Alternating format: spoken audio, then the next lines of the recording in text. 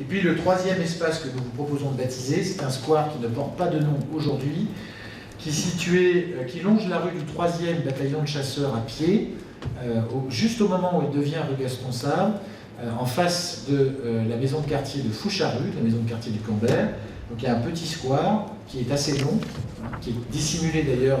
depuis la chaussée par une haie. Je sais que certains proposent de faire des ouvertures dans cette haie, ça n'a pas encore été fait pour le moment, mais ça ne saurait tarder, Madame l'adjointe au maire. Et nous vous proposons de donner à ce square le nom d'Edgar Pisani,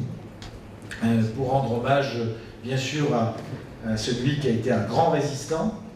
l'un de ceux qui ont permis la libération de Paris en 1944, qui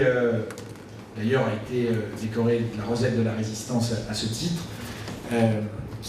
commandeur de la Légion d'honneur, qui ensuite a été ministre du général de Gaulle de 1961 à 1967, avant d'être ministre de François Mitterrand en 1985, pendant quelques mois, en charge de la Nouvelle-Calédonie. Ce qu'on retiendra pour beaucoup d'Edgar Pisani, c'est bien sûr son action comme ministre de l'Agriculture, entre 1961 et 1966, ministre de l'Agriculture du général de Gaulle, et l'un des créateurs de la politique agricole commune.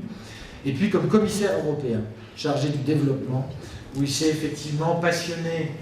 pour l'Afrique notamment, et il est devenu un grand ami du peuple africain. Cher collègue maire de Becquet, je ne savais pas que vous connaissiez Edgar Pisani, mais il se trouve que effectivement c'était aussi un ami de la ville de Saint-Dié-des-Vosges, puisqu'il avait épousé la petite fille d'Abel Ferry, il est venu à de nombreuses reprises dans notre ville. Il a même baptisé le lycée Jules Ferry en 1961, à un moment où il était ministre du général de Gaulle. C'était un homme qui était très attaché à la ville de Saint-Dié et dont les enfants sont très attachés à la ville de Saint-Dié, comme chacun sait ici. Et nous vous proposons de lui rendre hommage donc, en donnant à ce square le nom d'Edgar Pisani. Voilà.